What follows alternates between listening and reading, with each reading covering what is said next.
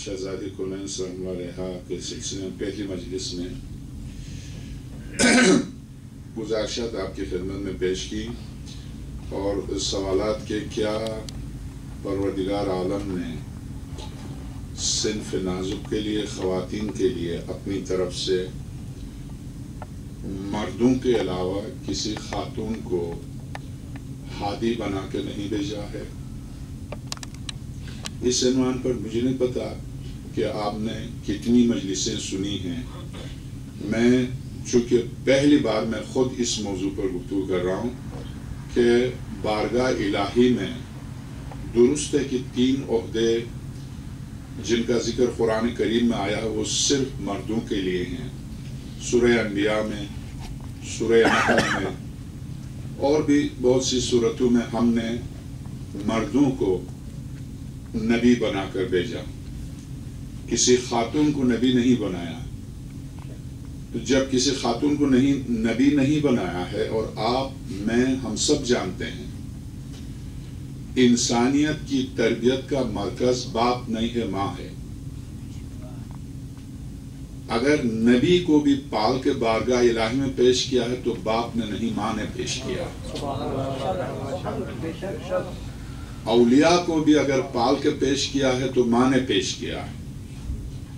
اسی لیے آپ سورہ قصص میں، سورہ نمل میں، سورہ مبارکہ آراف میں، سورہ بنی اسرائیل میں، سورہ مبارکہ طہار، شورا، خاص طور سے ان 2 صورتوں میں آخری ذکر جن کا نام لیا، ان 2 صورتوں میں حضرت موسیٰ کا واقعہ متواتر اور مسلسل چلا جا رہا۔ سورہ بقرہ سے شروع ہوتا ہے، جہاں بھی آپ دیکھیں سوائے 1-2 مقامات کے باپ کا نام نہیں ہے، صرف ماں کا نام ہے، اور بلکہ باپ سے خدا نے بات نہیں کی ہے، ماں سے بات کی ہے۔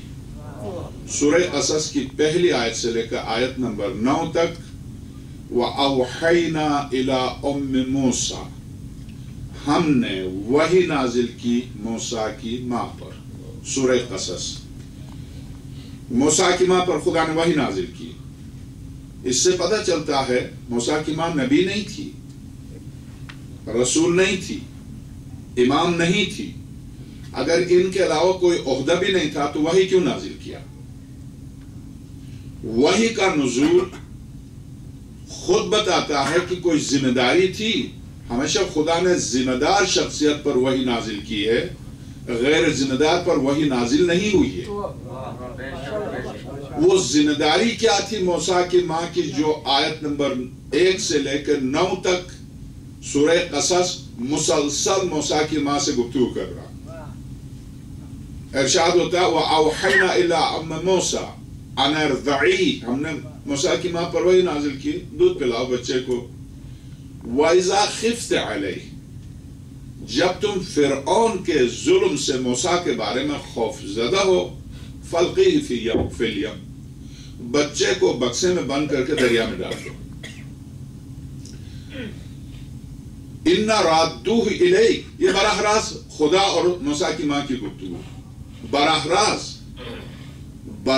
خدا کی موسیٰ کی ماں سے اِنَّ رَادُّوهُ إِلَيْكَ، ہم تمہارے بچے کو تمہاری طرف لوٹا دیں گے۔ یہ خدائی گفتگو موسیٰ کی ماں کے ساتھ، یہ خود گفتگو بتا رہی کہ موسیٰ کی ماں صرف موسیٰ کی ماں نہیں ہے، بلکہ ان کے پاس ایک اور ذمہ داری۔ ورنہ انبیاء کی حضرت یوسف کی والدہ ہیں، ان کے بارے میں کوئی ایسی آیت نہیں ہے۔ حضرت اسی طرح سے دیگر انبیاء، حضرت زکریا کی والدہ ہیں، حضرت شعیب کی والدہ ہیں، انبیاء جن کے نام حضرت صالح، حضرت یونس، حضرت سلیمان، ان کی ماؤں کے سلسلے میں کوئی ایسی گفتگو نہیں۔ پھر آ کے حضرت مریم کے بارے میں جس طرح سے کل میں نے عرض کیا، یہاں بھی براہ راست خدا مریم سے کہہ رہا، یا مریم ان اللہ اصطفاک، اے مریم اللہ نے تجھے چنا، اللہ نے تجھے چنا، یعنی اللہ خود مریم سے کہہ رہا تجھے چنا، اور اس آیت کے آخر میں کہہ رہا وَاسْتَفَاكَ وَطَهَّرَكَ، اور پاک کیا، وَاسْتَفَاكَ عَلَى نِسَاءِ الْعَالَمِينَ، یہ لفظ خود بتا رہا کہ کوئی عہدہ ہے مریم کے پاس۔ کیا مطلب؟ تجھے تمام عالمین کی خواتین پر چنا، تو خواتین پر کسی کو منتخب کرتے ہیں تو خواتین کے لیے کوئی ذمہ داری دیتے ہیں آپ؟ اس آیت سے خود واضح ہے کہ مریم کے پاس ایک ذمہ داری ہے. درست، مریم کے پاس ذمہ داری ہے. استفاء کا لفظ آیا. موسیٰ کی ماں کے پاس ذمہ داری ہے. خدا 4 صورتوں میں مسلسل موسیٰ کی ماں سے گفتگو کر رہا ہے. کیا یہ ذمہ داری صرف ان خواتین پر ختم ہوتی ہے جس پر دین ختم ہوا ہے، جس پر دین مکمل ہوا ہے؟ کیا تکمیل دین کی صورت میں کوئی خاتون ایسی نہیں ہے جو تکمیل دین میں شریک ہو؟ کیا اگر اس خاتون کے بغیر یہ دین مکمل تھا، اگر اس خاتون کے بغیر رسالت مکمل تھی، اگر اس خاتون کے بغیر امامت مکمل تھی، تو بدر و حنین و خندق و خیبر میں نبوت و امامت نے دشمنوں کا مقابلہ کیا. وہاں پر مشرکین سے مقابلہ تھا. جب اہل کتاب نے توحید و رسالت کو چیلنج دیا تو یہاں پر سرور کائنات بالکل اپنے معمول سے ہٹ کر کیا مطلب 3 دن تک ان سے گفتگو کی. امامت بھی موجود ہے، نبوت بھی موجود ہے. نبوت و امامت کی گفتگو سے مطمئن نہیں ہوئے، تب جا کے بات مباحثہ ہوا، پھر مناظرہ ہوا، پھر مباہلے کی نوبت آئی. اب میں چونکہ یہ موضوع میرا نہیں ہے، مگر مباہلے یعنی کیا مطلب 2 مراحل سے گزر کر مباحثہ، ایک دوسرے سے گفتگو کرنا. مناظرہ ایک دوسرے کے نظریات پر دلائل دے کے ایک دوسرے کی رد کرنا. مباہلہ اس سے آخری منزل ہے جب مناظرے کو نہ مانے، تو میں پر بات آ جائے تو بارگاہ الہی میں پیش ہونا کہ خدا سے گر گرا کے دعا کریں، یا تو زندہ رہے یا ہم زندہ رہے. یہ آخری منزل ہے. جب موت و حیات کی منزل گفتگو کے ذریعے ہو رہی تھی تو شہزادی کو کیوں لے کے گئے؟ شہزادی کو لے جانے کی ضرورت کیا تھی؟ نبوت و امامت جاری کیا کافی نہیں ہے؟ اگر نبوت و امامت شہزادی کے بغیر مکمل ہے تو پھر شہزادی کو لے جانے کی ضرورت نہیں ہے. شہزادی کو لے جانے کی ضرورت نہیں ہے. میں صرف ایک نقطہ آپ کی خدمت میں عرض کر دوں شہزادی کی عظمت کے لیے. ایک یہاں سوچئے گا کہ شہزادی کو کیوں ساتھ دے کے گئے؟ امام رضا صلی اللہ علیہ سے مامون نے پوچھا،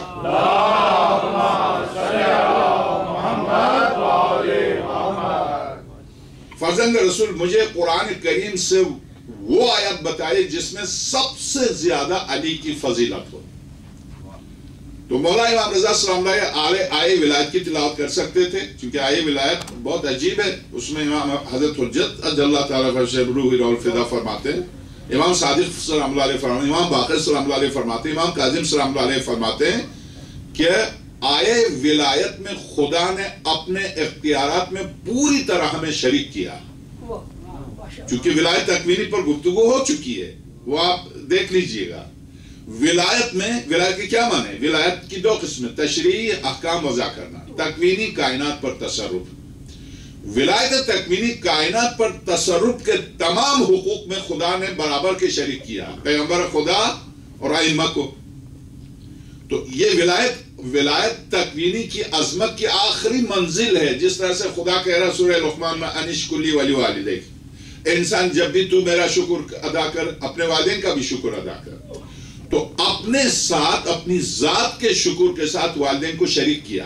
اب میں اگر اس کا شکر ادا کر کے والدین کا شکر ادا نہیں کرتا تو خدا میرے اس شکر کو میرے منہ پر مار دے گا. میں نے تجھے گود میں تھوڑی لیا تھا، میں نے لفظ کن کے ذریعے وجود بخشا. اس وجود کو جس نے تجھے اس منزل تک پہنچایا وہ تیری ماں اور تیرا باپ تھا.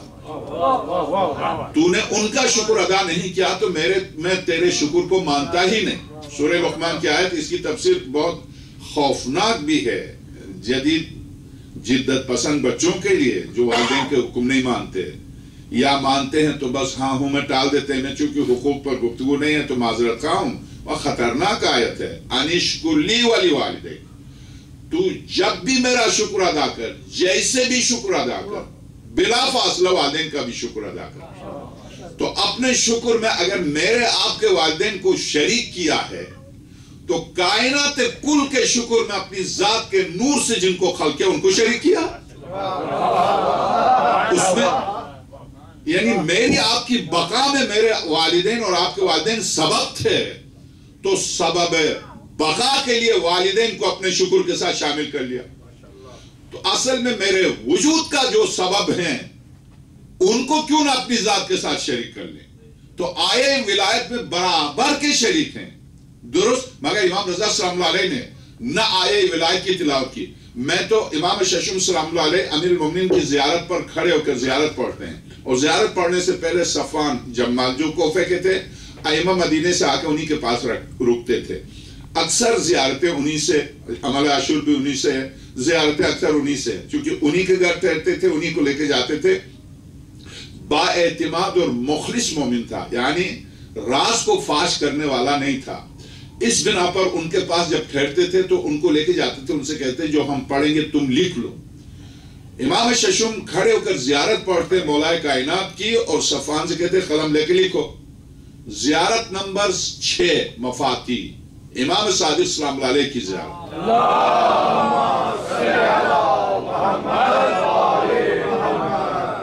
السلام علیکہ یا من عند اللہ العلی الحکیم،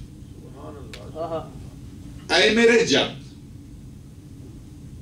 اے وہ ہستی، اس پر میرا سلام ہو جو اللہ کے نزدیک علی و حکیم ہے۔ اللہ کے نزدیک علی و حکیم ہے۔ یہ اصل میں سورہ واقع زخرف کی آیت نمبر 2، نوٹ کیجئے، سورہ زخرف کی آیت نمبر 2۔ قرآن کہتا ہے ان لدینا لعلی حکیم، میں خود علی و حکیم ہوں، اور مجھ علی و حکیم کے پاس ایک اور علی و حکیم ہے۔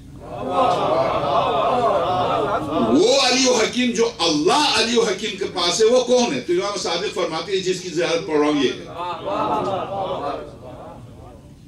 ان لدینا، پھر سے تکرار کر رہا ہوں، ان لدینا لعلی حکیم، ہمارے پاس ایک علی اور حکیم ہے۔ علی و حکیم کے پاس ایک اور علی و حکیم ہے، تو میں نے تو شرک نہیں کیا۔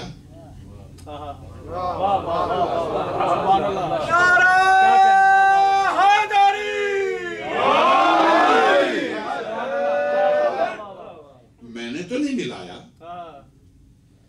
بلکہ خدا کی لعنت ہوگی کہ اس کو ملا رہا میں جدا کروں۔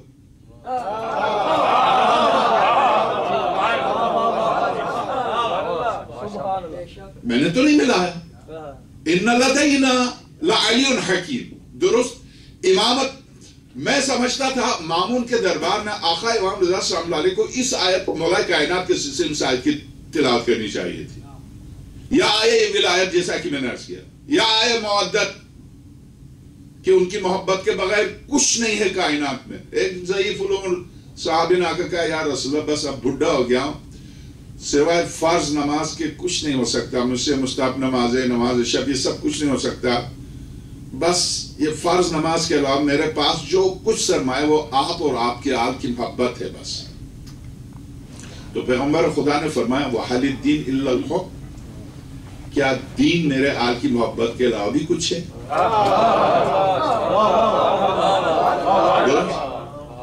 دین محبت کا نام ہے، دین الفت کا نام ہے۔ دین کے نام سے جو قتل کر رہا وہ فرعون کے دین کو لے کے چلا ہے۔ انبیاء الہی جو دین لے کے آئے ہیں وہ مودت کا دین ہے، محبت کا دین ہے۔ خاص طور سے اس کی دین کا نام ہی دین ہے اسلام۔ اسلام کے کیا معنی؟ سلامتی، لیٹایا ہوا خوبصورت جوان، نور نکلتا ہے چہرے سے۔ آپ انٹرنیٹ پر جا کے دیکھیں، سیریا کے ایک شیعہ بہت خوبصورت سرخ، لیٹایا دونوں ہاتھ پہ پیچھے سے ہاتھ باندھ کے، خنجر لے کے شمر کھڑا ہے یہاں تک لمبی داڑھی، اور خنجر گلے پر رکھ کے کہتا السلام علیکم یا رسول اللہ، یا رسول اللہ انی اذبح ھذا المشرک لرضاک، اے سرور کا، اے رسول خدا آپ پر سلام ہو، میں اس مشرک کو آپ کی رضا کے لیے قتل کر رہا ہوں، شیعہ کو لٹا کے ذبح کر رہا، اور کہہ رہا آپ کی رضا کے لیے۔ جس پیغمبر نے اہل کتاب جو شرک کرتے ہیں ان کے لیے آیت آئی، قُلْ يَا أَهْلَ الْكِتَابِ تَعَالَوْا إِلَىٰ كَلِمَةٍ سَوَاءٍ بَيْنَنَا وَبَيْنَكُمْ، میرے حبیب ان اہل کتاب سے کہہ دو، اے اہل کتاب آؤ کم سے کم اس کلمے پر جو قدر مشترک ہے اس پر میں اور آپ مل لیں۔ وہاں پیغمبر اہل کتاب کو اتحاد کی دعوت دے رہے ہیں، یہاں ہمیں اہل کتاب سے بھی نکالا جا رہا ہے، یہ جانتے ہوئے کہ قرآن ہم پڑھتے ہیں، نماز ہم پڑھتے ہیں، روزہ ہم رکھتے ہیں، حج ہم کرتے ہیں، زکوٰۃ ہم دیتے ہیں، وہ خمس نہیں دیتے، ہم خمس بھی دیتے ہیں، سورہ انفال ہم، یعنی وہ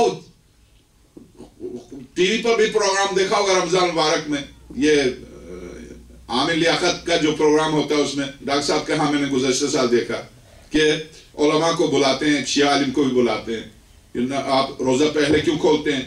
تو انہوں نے کہا روایت ہے۔ ہمارے عالم سے پوچھا کہ آپ دیر سے کیوں کھولتے ہیں؟ کہا آیت ہے۔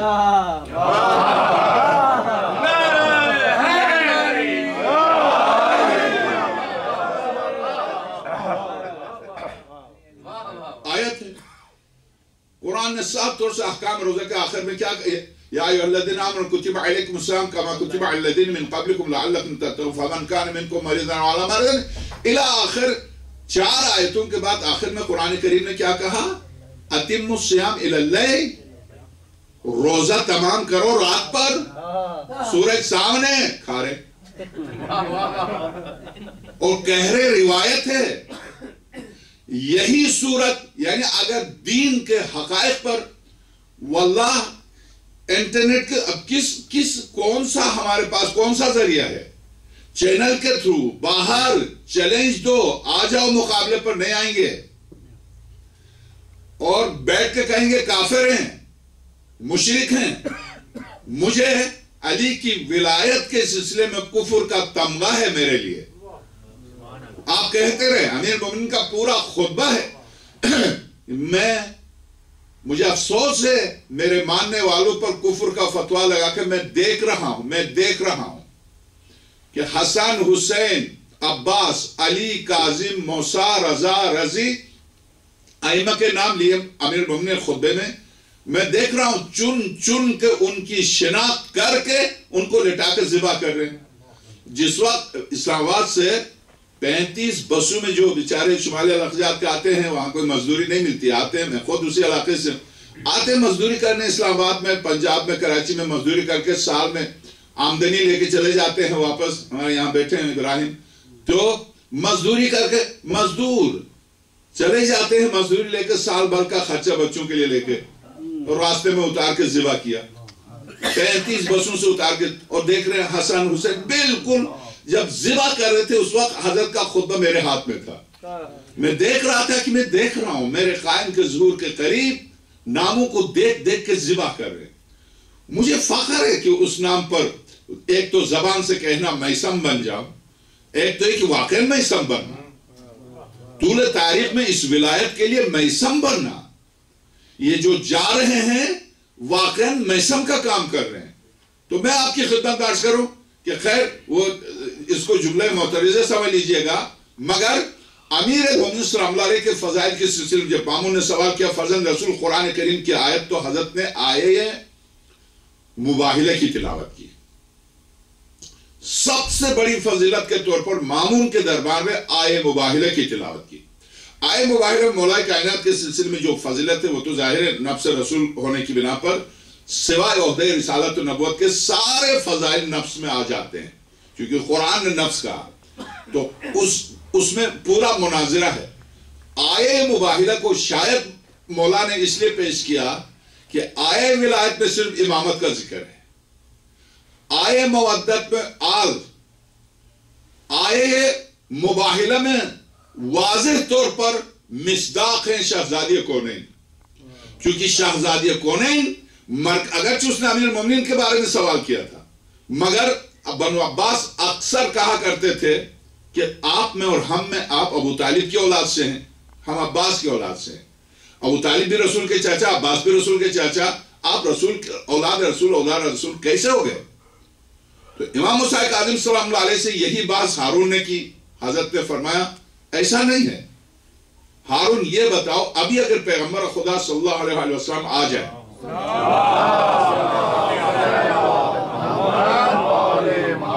اور تجھ سے تیری بیٹی کا رشتہ مانگے دو گے؟ کہا کیوں نہیں، باعث افتخار ہوگا کہ پیغمبر مجھ سے بیٹی مانگے میں دوں. تجھے پتا ہے وہ مجھ سے طلب بھی کر سکتے. تو کہا ہاں، تو بس تمہاری بیٹی سے شادی ہو سکتی، میری بیٹی سے اس لیے نہیں ہو سکتی کہ میری بیٹی خود اس کی بیٹی ہے. یہی فرق ہے. اس سے طویل مناظرہ. اب میں عرض کروں، نساءنا یعنی خدا کہہ رہا نساءنا، اے میرے حبیب کہہ دو ہم اپنی عورتوں کو بلاتے ہیں، تم اپنی عورتوں کو بلاؤ. مقابلے کی خاطر ان کی عورتوں کو دعوت دی ہے، نہ کہ ان کی عورتوں کو حجت ہونے کی بنیاد پر. کیونکہ ہم بھی خواتین کو لے کر آ رہے ہیں، اگر ایسی خاتون تمہارے پاس ہے تم بھی لے کر آؤ، تم پر کوئی پابندی نہیں ہے. مگر نساءنا خدا کہہ رہا ہم اپنی خواتین کو لے کر آ رہے ہیں. یہ مقام احتجاج میں حضرت شہزادی کا جانا سب سے بڑی دلیل ہے. قاطع ترین حجت خدا ہے روئے زمین پر زہرا. اگر قاطع ترین حجت خدا روئے زمین پر نہ ہو تو مقام اثبات توحید و رسالت میں زہرا کو لے جانے کی ضرورت نہیں ہے. پیغمبر خدا موجود ہیں، امیر المومنین موجود ہیں، امام حسن امام حسین کو گود میں لے کے گئے ہیں. بد دعا دے تو کیا پیغمبر خدا خود کافی نہیں ہے بد دعا کے لیے؟ شہزادی کو کیوں لے کے گئے؟ شہزادی کے بغیر تکمیل رسالت نہیں ہے. اب آئیے اس سے آگے. میں نے کل عرض کیا تھا اس سے آگے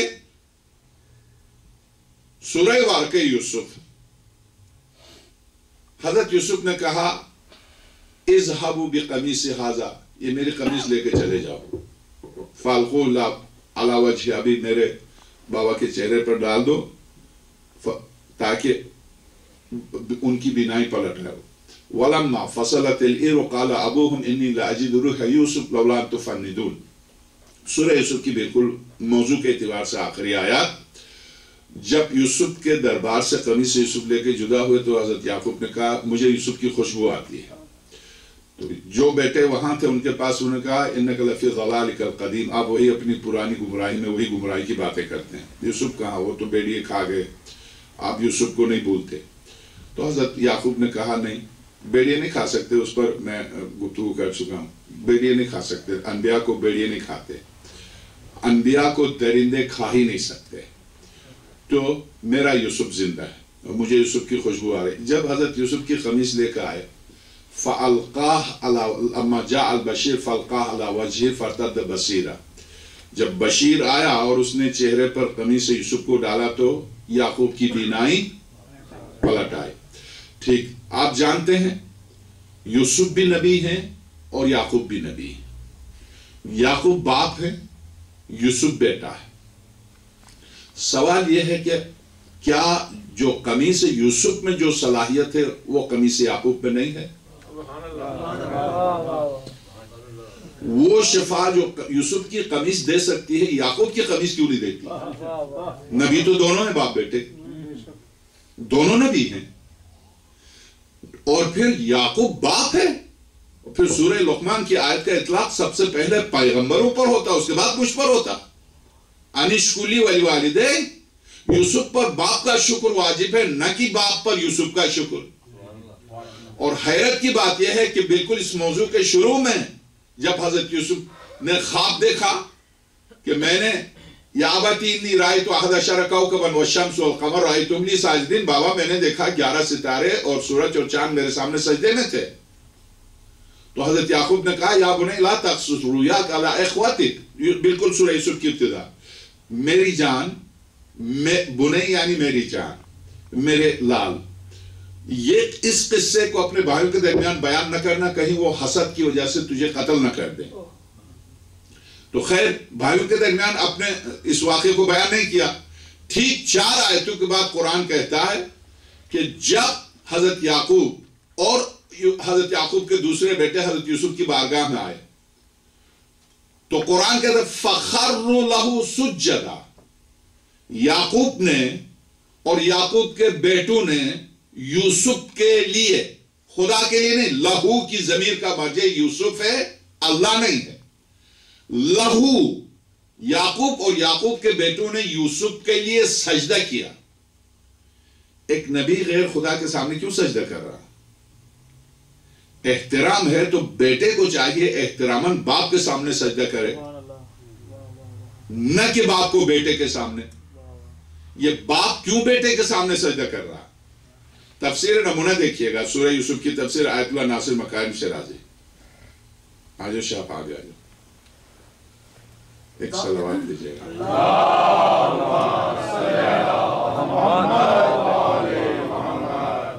تفسیر نمونہ آیت اللہ ناصر مکارم کی شیرازی کے جملہ میرا نہیں، کیوں خواہ میں آپ کو دھوکہ دو منبر کے اوپر لباس کا، ان کا جملہ ہے، میرا نہیں ہے، وہ آپ کی خدمت میں ہدیہ کرتا ہوں۔ کہتے ہیں باپ اگر یوسف سجدہ کرتا تو بات سمجھ میں آ جاتی کہ چونکہ سورہ لقمان نے کہا انشکلی ولی والدیک، شکر کی آخری منزل کا نام سجدہ ہے، تو خدا کے لیے بھی شکر کیا اور باپ کے سامنے سجدے میں گرا، تو کیا باپ کے شکریہ اتنی جدائی کے بعد ملے تھے، باپ کے سامنے باپ سے سجدہ کیا، باپ کی عظمت کے سامنے جھکے، مگر اس کی کیا توجیہ کریں گے آپ کہ باپ بیٹے کے سامنے سجدہ کرے اور نبی اور غیر خدا کے لیے سجدہ کرے؟ اس کی کیا توجیہ کریں گے؟ اس کی توجیہ کیا؟ تو آیت اللہ ناصر مکارم شیرازی کہتے ہیں درست ہے یعقوب بھی نبی، یوسف بھی نبی ہیں، مگر دونوں میں فرق کیا ہے؟ تیسرے پارے کی پہلی آیت، تِلْكَ رُسُلْ فَضَّلْنَا بَعْضُهُمْ عَلَىٰ بَعْضٍ، یہ رسول ہے جن کو ہم نے بعض کو بعض پر فضیلت دی ہے۔ معیار فضیلت کیا؟ معیار فضیلت خدا نے اپنے علم کی جو مقدار جس نبی کو دی ہے بس اس مقدار علم کے مطابق فضیلت دی۔ یوسف کے علم کے بارے میں قرآن نے جو کہا، میں آپ یوسف کے علم میں نہیں جاتا، مگر آیت اللہ ناصر مکارم شیرازی کے جملہ آپ کے ہدیہ کرتا ہوں، جو ولایت یوسف کے پاس تھی وہ یعقوب کے پاس نہیں تھی۔ تو آیت اللہ ناصر مکارم شیرازی کہتے ہیں نبوت کا سجدہ تھا ولایت کے لیے، یعقوب کا سجدہ یوسف کے سامنے نبوت کا سجدہ تھا ولایت کے لیے، درست؟ تو جب نبوت کا سجدہ تھا ولایت کے لیے، اور یہ صاف قرآن کریم کی آیت ہے، اس میں کسی مولوی کسی خطیب کا مسئلہ نہیں، یہ قرآن کریم فَخَرُّ لَهُ سُجَّدًا، پوری طرح سجدے میں جھکے، خَرُّ لَهُ سُجَّدًا، لہو اس کے لیے، یعنی میرے لیے نہیں، خدا کے لیے، اس کے لیے، کس کے لیے؟ یوسف کے لیے۔ تو کیوں سجدہ کیا؟ یوسف میں کیا؟ اچھا یوسف علیہ السلام میں وہ کون سی صفت تھی جو یعقوب میں نہیں تھی؟ ولایت، چلیے ولایت، اگر ولایت یوسف میں تھی تو کیا اس ولایت یوسف کا اثر ان کی قمیص میں بھی تھا کہ جس قمیص نے یعقوب کو بینائی دی؟ کیا اسی ولایت کا اثر تھا جس کی وجہ سے یوسف کی قمیص جب یعقوب کے چہرے پر ڈال دی گئی تو بینائی آئی؟ اگر معیار یہی ولایت ہے اور یقیناً یہی ولایت ہے تو خاتم الانبیاء وَمَا أَرْسَلْنَاكَ إِلَّا رَحْمَةً ہم نے نہیں بھیجا آپ کو تمام عالمین کے لیے صرف اور صرف، یعنی رحمت ذات وحدہ لا شریک کو سمیٹیں تو اس کا نام محمد ہے، اس کو پھیلائیں تو پروردگار عالم کی رحمت کہلائے۔ وہ وَمَا أَرْسَلْنَاكَ إِلَّا رَحْمَةً لِلْعَالَمِينَ بیٹی کے پاس آئے اور یہ کہہ دیں میری نور نظر انی لَأَجِدُ فِي بَدَنِي ضَعْفًا، وہاں صرف یعقوب کی بینائی کمزور ہو گئی تھی، یہاں پورا بدن رسالت میں آپ کا کمزور ہو گیا۔ انی لَأَجِدُ فِي بَدَنِي ضَعْفًا، میرا پورا بدن ٹوٹ چکا ہے۔ بدن ٹوٹتا ہے تو حکیم کے پاس، ڈاکٹر کے پاس جاتے ہیں بدن کے لیے دوا لینے، مگر اس بدن، یہ بدن میرا آپ کا بدن نہیں، یہ وہاں کا ہے۔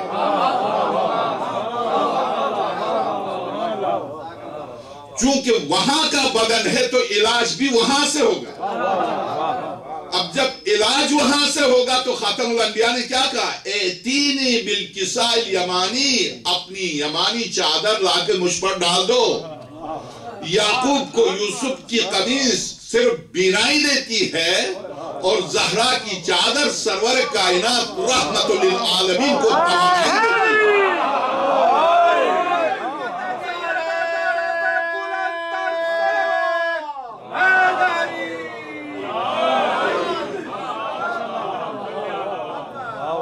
شہزادی کونین کیوں سرور کائنات فرماتے فاطمہ روحی التی بین جنبی؟ فاطمہ بیٹی نہیں ہے، فاطمہ میری روح، رسالت کی روح ہے جو میرے اندر چل رہی ہے. اسی لیے اب معصوم نے کیا فرمایا؟ تنزل الملائکۃ والروح فیہا. ملائکہ جب نازل ہوتے ہیں تو ان کے ساتھ روح نازل ہوتی ہے. تو میرے معصوم امام نے فرمایا روح سے مراد میری ماں فاطمہ ہے. روح سے مراد میری ماں فاطمہ ہے. تو اب میں نے عرض کیا کائنات کل میں طاقت کا تعلق صرف علم سے ہے. علم سے ہے. علم اس کائنات میں صرف علم ہے جو طاقت ہے. اس بات کو تو آپ دین سے ہٹ کر دنیاوی طور پر کسی طور پر بھی آج میں اور ہمارے محترم ڈاکٹر صاحب 4 گھنٹے تک مجھے ذہنی طور پر سمجھا رہے تھے. یہاں کچھ ہسپتالوں کے ڈاکٹرز کے تحقیقات کو بتا رہے تھے. تو میں پھر قرآن کریم اور ائمہ کی روایت کو ان کی خدمت میں پیش کر رہا تھا. یعنی جو کچھ طاقت ہے کائنات میں علم ہے. علم ایک تو یقین کا نام ہے، ایک علم سطحی طور پر مقدماتی معلومات کا نام ہے. اگر انسان واقع یقین کی منزل تک پہنچ جائے جو کہ بہت کم ایسا ہوتا ہے، تو جو شخص یقین کی منزل پر ہوتا ہے وہ علم کی آخری منزل پر ہوتا ہے. معرفت کی آخری منزل کا نام یقین ہے. معرفت کی آخری منزل کا نام یقین ہے. میں اس کو سمجھانے کے لیے ایک آسان مثال دیتا ہوں. دیکھیے ابھی ہم آپ زندہ چلتے پھرتے ایک دوسرے سے گلے ملے. میں کسی اور مومن کو لٹانے کے بجائے میں خود لٹ جاتا ہوں. سمجھ لیجیے میرا انتقال ہو گیا. مرنا سب کو ہے. مر گیا. اب آ گیا مولوی کے جنازہ یہاں. آپ میں سے کسی سے کہا جب میں آتا تھا گلے ملتے تھے مولانا اب آپ آتے ہیں بڑی خوشی ہوتی ہے. واقعی کچھ مومن کو خوشی ہوتی ہے، کچھ روتے ہیں تو روتے ہیں. بہرحال میں آپ سے عرض کروں کہ بڑی خوشی ہوئی آپ آئے بہت. اب جب اتنے مخلص اتنی میری تعریف کرنے والے لوگوں نے کہا دیکھیے ہم فارغ نہیں ہیں، در عباس کو ہم بند کر کے جا رہے ہیں مولوی کے جنازے، تم ایک رات یہاں گزارو مولوی کے پاس، جان نکل جائے گی. کہا میں نہیں ٹھہر سکتا. زندگی میں اس کے ساتھ گلے ملنا، بیٹھنا، اٹھنا، موت کے بعد اس کے پاس ایک لمحہ تنہا بیٹھنا خوف. جس وقت اس کے پاس اختیار تھے مار بھی سکتا تھا بول بھی سکتا تھا، اس وقت تو آپ اٹھتے بیٹھتے تھے. بیچارہ ہو، بے بس ہو، لاچار لکڑی میں لیٹا ہوا، اب آپ اس سے ڈر رہے. اس کی وجہ کیا؟ کیوں ڈر رہے ہیں اس سے؟ جب وہ بابس تھا وہ کچھ کر سکتا تھا، اس وقت آپ گلے سے لگاتے تھے. اب جو بے بس ہے وہ ہل بھی نہیں سکتا، آپ اس کے پاس 5 منٹ گپ اندھیرا ہے لائٹ بجھا دیں، آپ دروازے سے میں دروازہ بند کر رہا ہوں بس تم ذرا بیٹھ جاؤ مولانا کے پاس آج کی رات اس جنازہ تنہا نہیں چھوڑو. آپ میں سے کوئی نہیں رکے گا. تنہا تو کیا ہوگا؟ لوگ آ کے اٹھا کے تھوڑی کھائیں گے لے جائیں گے. رہنے تو تنہا ہم نہیں رکیں گے. یہ واقعہ کراچی میں ہوا. ایک ڈی ایس پی تھے، میں تو نہیں دیکھا، 2 بیٹے تھے، جنازے کو لے کے آئے میری مسجد میں. قبلہ ہمارے والد کا، میں خدا غریق رحمت کرے اگرچہ پولیس تھے، تو امیر المومنین کا خطبہ ہے اس سلسلے میں، کیونکہ نصف شب کو نکلے تو نوف بقالی آپ کے جو گھر کے باہر کے کاموں پر معمور تھے، قمبر اندر کے کاموں پر تھے، نوف باہر لیٹے ہوئے تھے. آپ نے دیکھا ہوگا کوفے میں مولائے کائنات کا گھر باہر تھے. ایک ٹوٹی ہوئی چارپائی یا تخت جیسا جو بھی تھا اس پر لیٹ رہے تھے. امیر المومنین نصف شب کو باہر نکلے.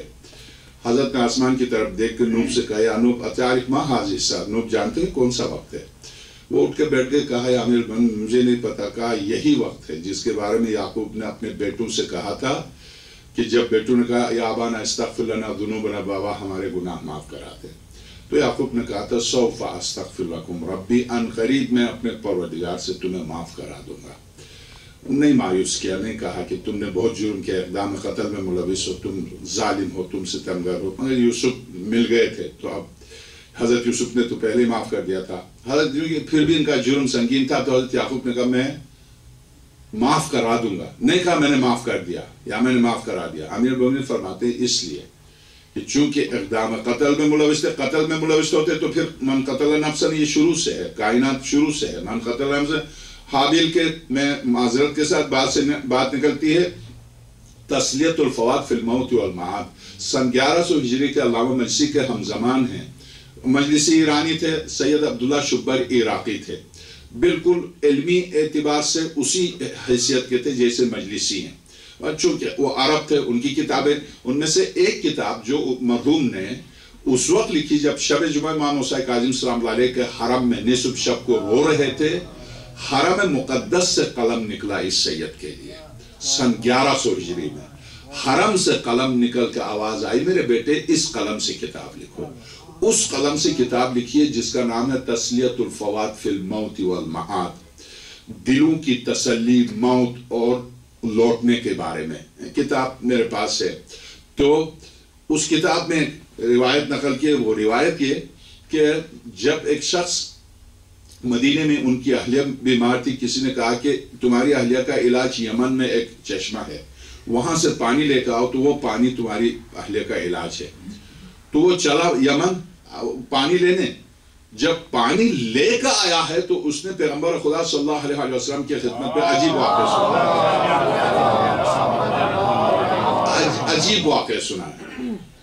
وہ واقعہ کیا؟ اس نے کہا کہ یا رسول اللہ میں نے بہت عجیب دیکھا. میں یمن وادی برہوت گیا جہاں منافقین اور غیر مسلمین کی روحیں ہوتی ہیں. وادی برہوت گیا، وہاں میں نے دیکھا وہ جو ایڈریس بتایا تھا اس ایڈریس پر وہ چشمہ مل گیا. اس چشمے سے پانی نکالنے کے لیے میں نے ڈول ڈالا تو جیسے پانی نکالا اوپر سے ایک شخص آیا، اس نے مجھے پکڑ کے کہا پانی دو، میں پیاسا مر رہا ہوں، پانی دو مجھے، میں پیاس مجھے مارے، پانی دو. تو وہ ڈول ڈر کے مارے میرے ہاتھ سے گر گیا، پانی گر گیا.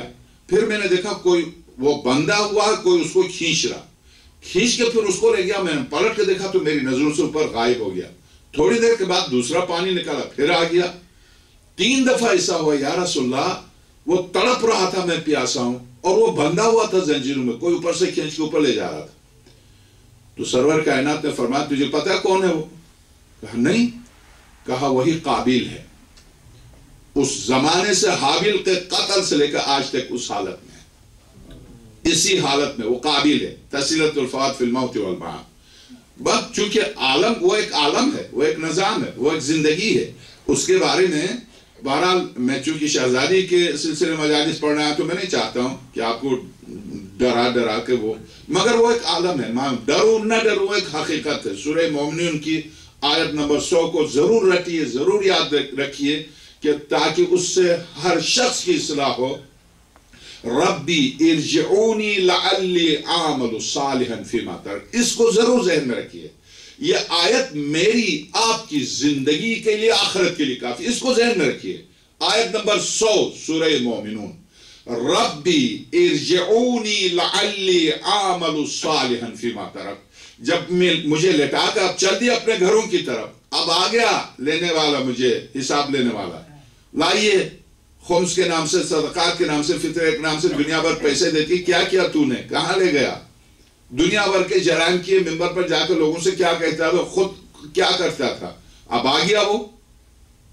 تو اس وقت میں جو کہوں گا پروردگار ایک دفعہ مجھے لوٹا دے، میں وہ ساری برائیاں مٹا کے نیکیاں کر کہوں گا. آیت نمبر 100 سب جا چکے ہیں. ربی ارجعونی لعلی اعمل صالحا فیما ترک. اے میرے پروردگار ایک دفعہ ارجعونی لوٹا دے، ایک دفعہ لوٹا دے.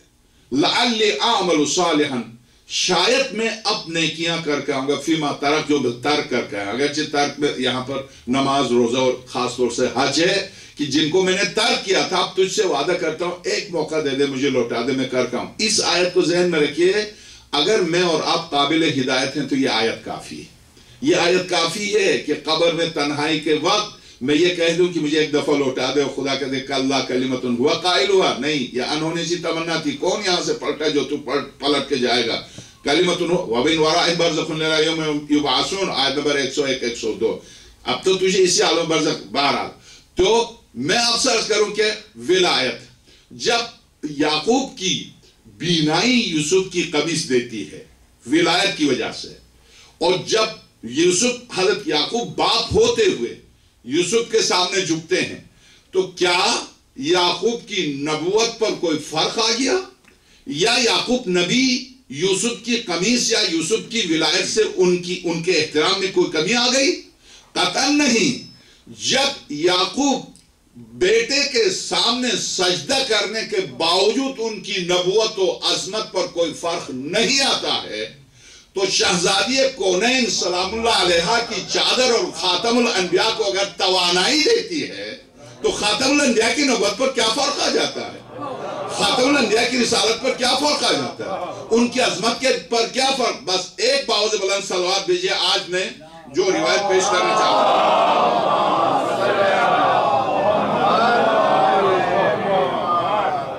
ارشاد ہوتا ہے، میں نے کل یہ روایت آپ کی خدمت میں پیش کی تھی، کہتے ہیں کہ سمعت ابا جعفر علیہ السلام یقول، میں نے سنا امام پنجم سلام اللہ علیہ فرماتے لولا اننا نزداد لانفتنا قال قلت تزدادون شیئا لا يعلمه رسول اللہ صلی اللہ علیہ وسلم، اگر ہمارے علم میں اضافہ نہ ہوتا تو علم ختم ہو جاتا۔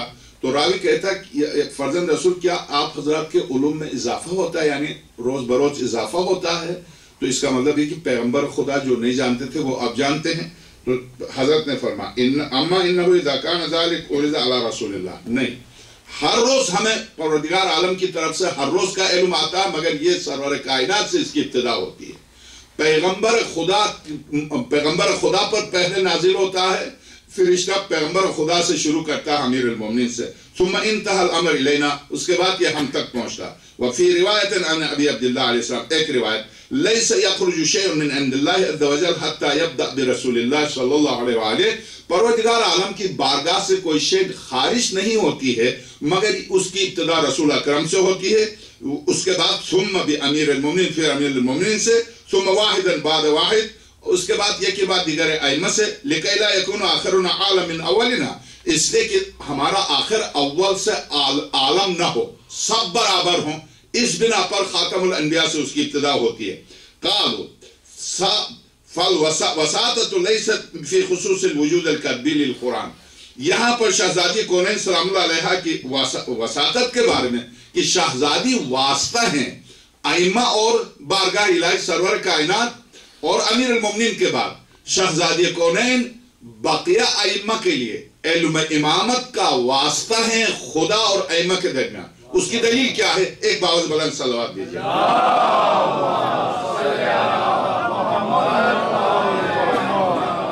اس کی دلیل یہ، فالحجت اذن ہوا الدلیل، کہتے ہیں کہ چونکہ اذا کان اہل فمقام الحجیت الہی تصل بوساطت العلوم الالہیت اللدنی الی عبادی، اللہ کے علوم علم لدنی کے ذریعے، یعنی انبیاء الہی کو جو علم لدنی عنایت فرماتا ہے، ائمہ کو جو علم لدنی عنایت فرماتا ہے، اس کے ذریعے سے اس کی مخلوقات تک پہنچتی ہے۔ وَإِذَا كَانَ أَهْلُ الْبَيْتِ عَلَيْهِمُ السَّلَامُ حُجَجُ اللَّهِ، جب بنا بر اس اصول کے اہل البیت علیہ السلام حجج اللہ ہیں، اللہ کی حجتیں ہیں اللہ خلق کی اس کی مخلوق پر، فَإِنَّ أُمُّهُمْ فَاطِمَةُ حُجَّةُ اللَّهِ عَلَيْهِمْ، جس طرح سے امیر المومنین کے بعد امام حسن سے لے کر آقا امام زمانہ تک یہ سارے ائمہ خدا کی طرف سے کائنات پر حجت ہیں، بالکل اسی طرح سے وفاطمہ علیہ السلام حجت علینا، فاطمہ زہرا سلام اللہ علیہ 11 اماموں پر حجت ہیں۔ اس کی دلیل کہتے ہیں، اس کی دلیل یہ ہے کہ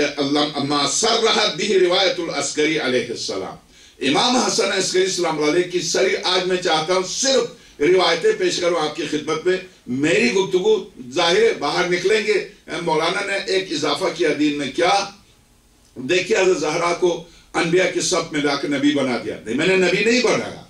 یا کوئی کہہ دے باہر نکل دیکھیے امامت کی صف میں لا کر حضرت زہرا کو امام بنا دیا. نہیں، میں نے امام نہیں بنایا. باہر نکل کے کوئی دے رسول اکرم کی صف میں لا کر رسالت کا عہدہ دیا. میں کون ہوتا ہوں؟ مولوی بیشتر کیا جو رسالت کے عہدے تقسیم کرے. نہ میں نے نبی بنایا، نہ میں نے رسول بنایا، نہ میں نے امام بنایا. حجت، قرآن کریم حجت ہے، جبکہ قرآن کتاب ہے، نبی نہیں ہے. توریت حجت ہے، توریت کتاب ہے، نبی نہیں ہے. زبور حجت ہے، زبور کتاب ہے، نبی نہیں ہے. قرآن حجت ہے، یہ قرآن کتاب ہے، نبی نہیں ہے. درست. تو انبیاء کے علاوہ بھی بہت سی چیزیں بارگاہ الہی سے حجت ہیں. ایسی صورت میں شہزادی کونین سلام اللہ علیہ کے سلسلے میں اگر میں کہتا تو آپ کہتے دلیل کیا؟ دلیل یہ امام حسن عسکری سلام اللہ علیہ نے ارشاد فرمایا،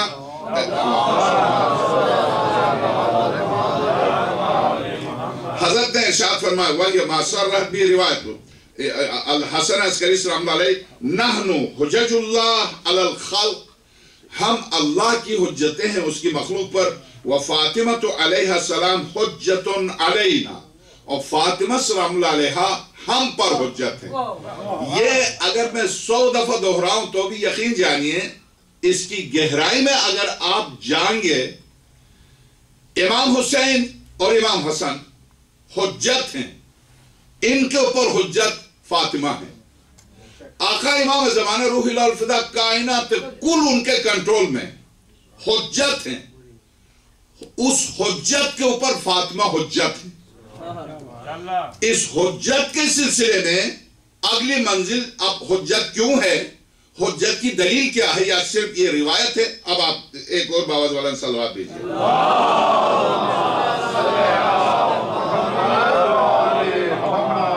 یشہد لہذا المعنی ما ورد عن مصادر علومہم علیہم السلام، ائمہ اور خدا کے درمیان حجت کی حیثیت سے علوم کو منتقل کیا ہے. اس پر ایک نہیں، دو نہیں، 100 سے زیادہ روایتیں. وہ روایتیں کس طرح؟ وہ اس طرح سے.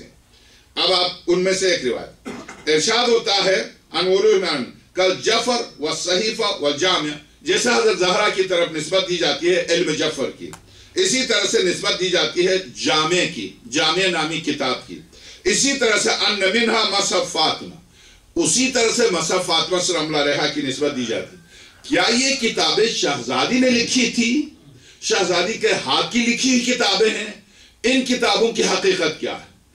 مصحف فاطمہ کیا؟ مصحف فاطمہ کے اندر کیا؟ اب آپ ایک باوز بلند صلوات بھیجئے گا.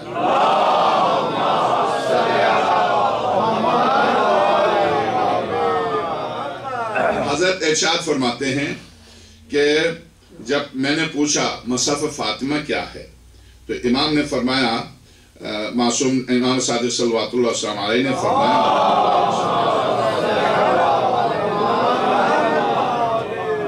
ارشاد فرماتے ہیں کون واسطہ بین اللہ تعالی و بین علم المحفوظ فی مصحف المتعلق بما یکون الى یوم القیامہ. حضرت نے فرمایا قیامت تک، ابتدا سے لے کے قیامت تک جو کچھ ہونا ہے اس علم کا واسطہ تھی ہماری ماں حضرت زہرا سلام اللہ علیہ. فَهِيَ حُجَّةٌ فِي هَذَا الْعِلْمِ الْجَمْعِ عَلَى الْأَئِمَّةِ عَلَيْهِمُ السَّلَامِ يَأْخُذُونَ بِهِ نَظِيرُ حُجَّةِ النَّبِي، جس طرح سے نبی حجت ہیں صلی اللہ علیہ وآلہ فی شان القرآن الکریم. قرآن کریم کی روح سے پیغمبر خدا حجت ہیں ائمہ علیہ السلام کے الذی هو مصدر علوم الائمہ علیہ السلام کما فی روایت الاتیہ ولا یخفى ان وساطته علیہ السلام لذلك العلم لیس عبر نقش وخط.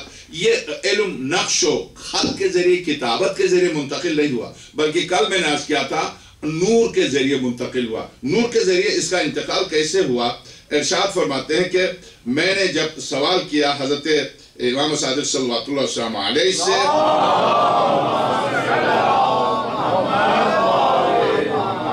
ان فاطمہ مکثت بعد رسول اللہ صلی اللہ علیہ وآلہ 75 یوماً، سرور کائنات کے بعد بنا اس روایت کے کہ 75 دن تک شہزادی رہی کائنات میں.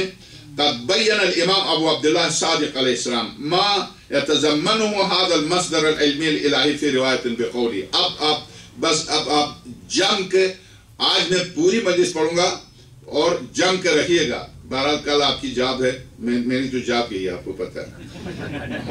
تو شہزادی کے وقت بین الامام ابو عبداللہ علیہ السلام، امام صادق صلوات اللہ السلام علیہ نے واضح کیا کیا ما يتضمن هذا المصدر العلمی الالہی فی روایت بقولہ،